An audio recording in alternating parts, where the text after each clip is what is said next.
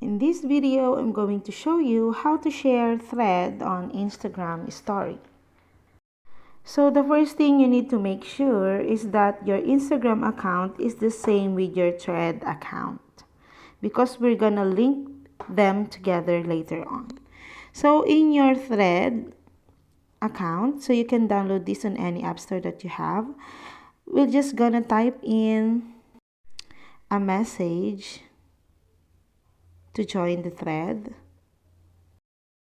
There you go. So our message is already here. So what we need to do is to click the share icon, and then you can share it to your story, post to feed, or tweet. So let's select the add to story, and then you will be directed to Instagram. There you go. So your thread message is now on your Instagram story. So you can edit this one. You can put stickers, you can put text, and whatever you want to put in here before you post it online. And that's it, guys. I hope you find this video helpful, and if you do, please don't forget to like and subscribe to my YouTube channel. Thank you for watching.